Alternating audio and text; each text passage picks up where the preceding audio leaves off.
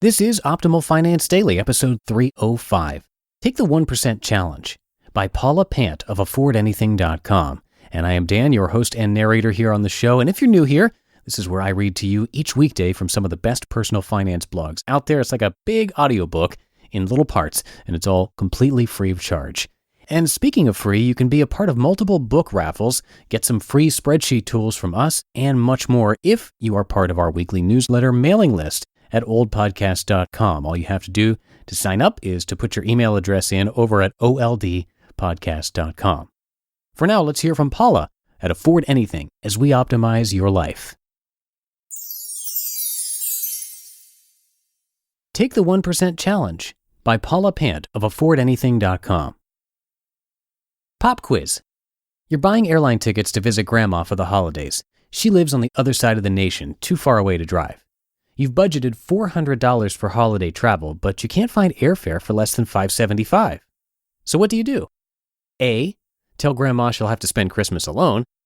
Or B. Spend it. You'll claw the money from somewhere else. Maybe you'll cut back on restaurants or skip your spring vacation. This is just a hunch, but I'm willing to bet that most people pick option B. Next question. Your adorable kitten or puppy needs an emergency life-saving procedure. It'll cost $400.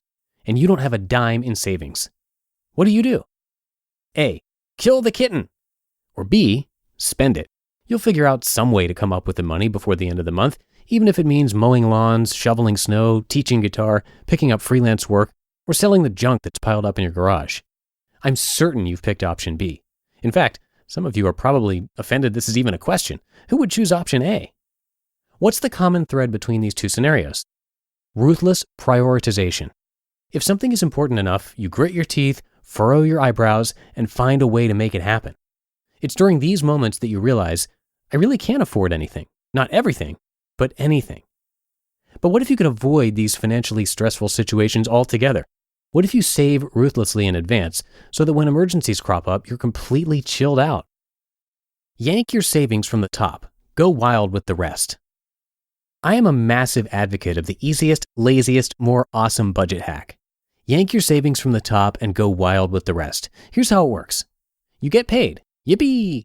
You instantly pull your savings from the top, set up automatic transfers into a combination of savings, investment, and retirement accounts.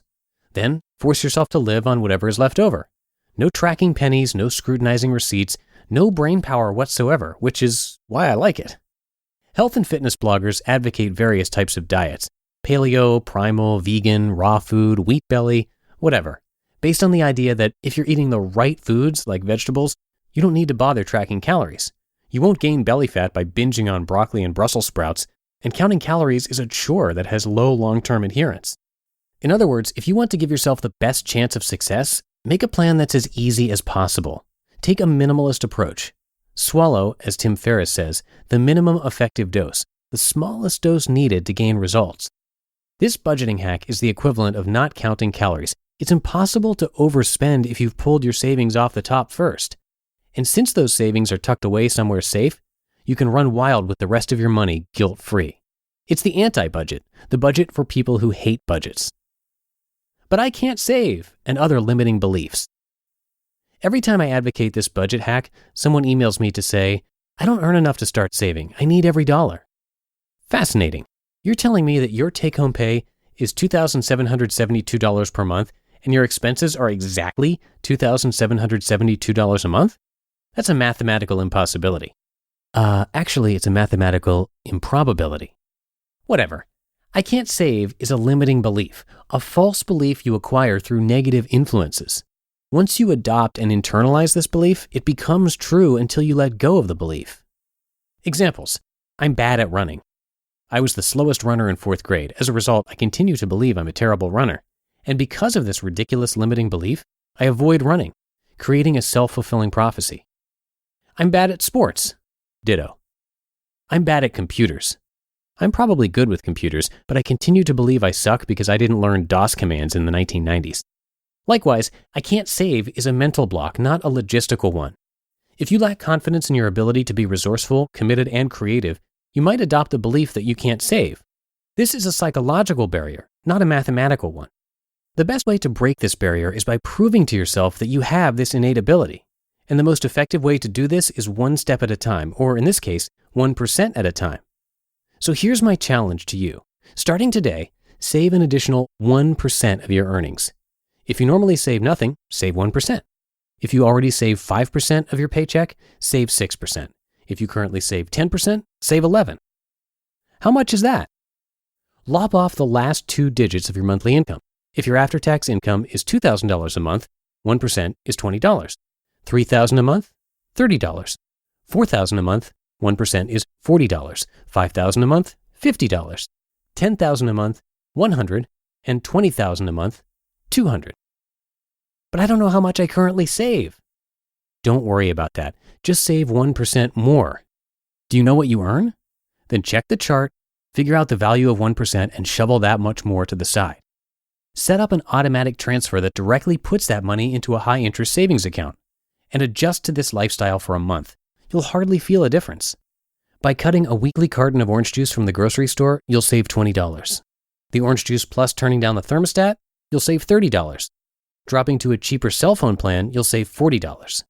Cutting cable TV and watching Netflix or Hulu instead, you'll save $50. Skip 2 restaurant meals per month, you'll save $100. And shop for cheaper homeowners or car insurance, you'll save $200. Okay, ready for the next step? During month number 2, increase your savings by another 1%. In month number 3, add an additional 1%. Within a year, you'll be saving an extra 12% of your paycheck. Taking the plunge from 0 to 12% overnight is tough. Taking baby steps, 1% per month, makes it much easier. And don't worry, you won't be doing this alone. Join the 1% Challenge Facebook group, now more than 500 people strong. But what if I don't know how much I earn? As an entrepreneur, I have no clue what I'll earn next year. My income fluctuates every month, sometimes quite dramatically. So don't worry, just pick a number. You can use the amount you earned last year, the amount you think you'll earn this year, or some other number entirely. Don't get too caught up in making it perfect. Just pick a number and get started. Done is better than perfect.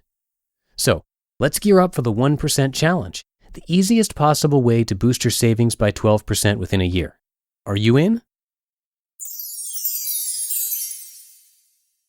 You just listened to the post titled Take the 1% Challenge by Paula Pant of affordanything.com. And I'll keep this ending nice and short for you today since it is Friday, but just quickly I'm going to mention that on Monday we have another book giveaway to someone random on our mailing list, so make sure you are on that mailing list before then, and you can join for free at oldpodcast.com. And I'm going to leave it there for today and for the week. Thanks so much for listening, everybody. Have a great weekend, and I'm going to catch you on Monday. Same time, same place. That's where your optimal life awaits. Hello, Life Optimizer. This is Justin Malik, creator and producer of this podcast, but also Optimal Living Daily, the show where I read to you from even more blogs covering finance, productivity, minimalism, personal development, and more from incredible bloggers like Derek Sivers, Zen Habits, Mark and Angel, The Minimalists, and all the ones you hear on this show too. So if you enjoyed today's episode and like taking amazing blogs on the go, come on over to Optimal Living Daily and subscribe to that one too. And together, we'll start optimizing your life.